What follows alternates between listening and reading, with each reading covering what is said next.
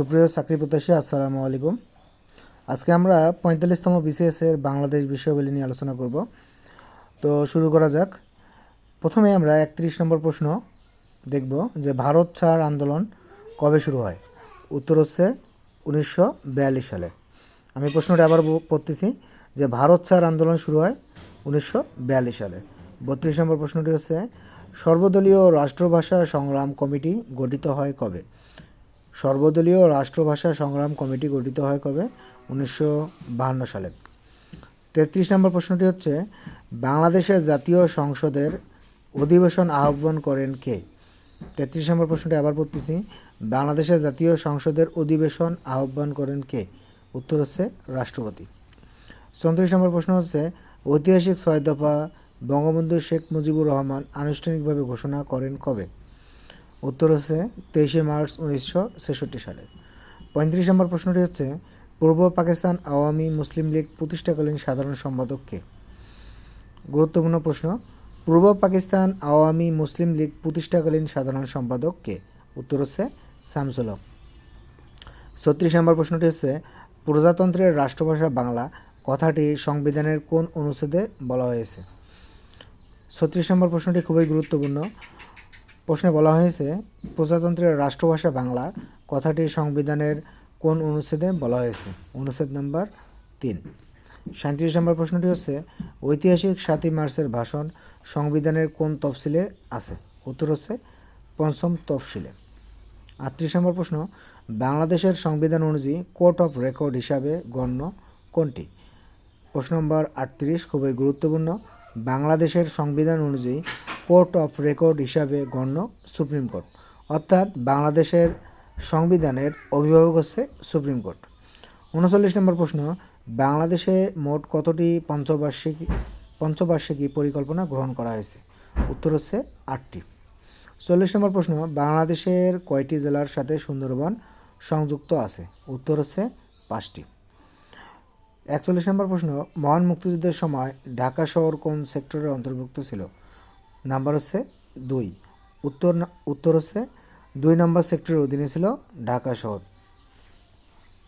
42 নম্বর প্রশ্ন জয় বাংলাকে জাতীয় স্লোগান হিসেবে মন্ত্রিসভায় কত তারিখে অনুমোদন করা হয়। 2 মার্চ 2022। 43 নম্বর প্রশ্ন হচ্ছে বাংলাদেশ সরকারি কর্ম কমিশন কবে গঠিত হয়। খুবই গুরুত্বপূর্ণ প্রশ্ন যে বাংলাদেশ সরকারি কর্ম কমিশন কবে গঠিত হয়। উত্তর হচ্ছে 8 এপ্রিল 1972 সালে। ই-3 চালু হয় কবে। 2013 সালে। 45 নম্বর প্রশ্ন হচ্ছে কত সালে মানি লন্ডারিং প্রতিরোধ আইনটি প্রবর্তন করা হয়।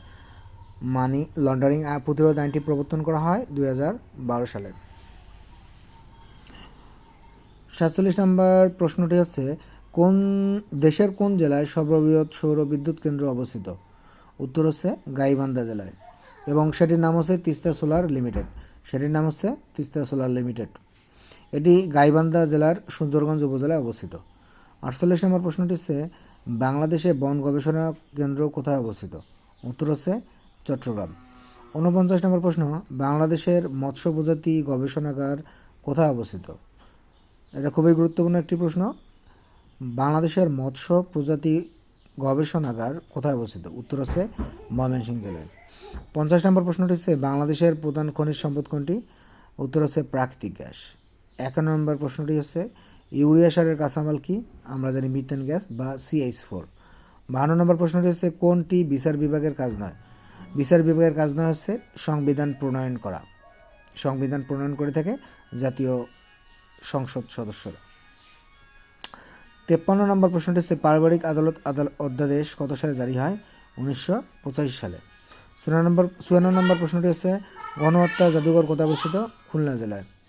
55 নম্বর প্রশ্নটি হচ্ছে নবের আহমেদের পরিচয় কী হিসেবে। ভাস্কর হিসেবে। 56 নম্বর প্রশ্নটি হচ্ছে আয়তনে বাংলাদেশের সবচেয়ে বড় জেলা কোনটি। রাঙামাটি জেলা। 57 নম্বর প্রশ্নটি হচ্ছে কোন এলাকাকে মেরিন প্রোটেক্টেড এরিয়া বা MPA হিসেবে ঘোষণা করা হয়েছে। সেন্ট মার্টিন এবং এর আশেপাশের এলাকা। 58 নম্বর প্রশ্নটি হচ্ছে ক্ষুদ্র নৃগোষ্ঠী মণিপুরী বাংলাদেশের কোন জেলায় বেশি বসবাস করে।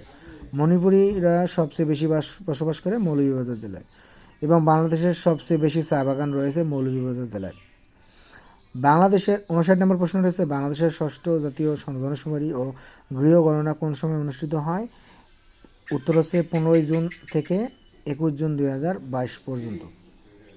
60 নম্বর প্রশ্নটি হচ্ছে, কূটনৈতিক ক্ষেত্রে অবদানের জন্য গত 2020 সালে প্রবর্তিত পুরস্কারের নাম কি? Bangabandhu diplomatic excellence award. 61 নম্বর প্রশ্নটি হচ্ছে, বাংলাদেশের জাতীয় প্রতীকে কয়টি তারকা রয়েছে? উত্তর হচ্ছে 4টি। 62 নম্বর প্রশ্নটি হচ্ছে, বাংলাদেশের সর্বপ্রাচীন জনপদের নাম পুন্ড্র।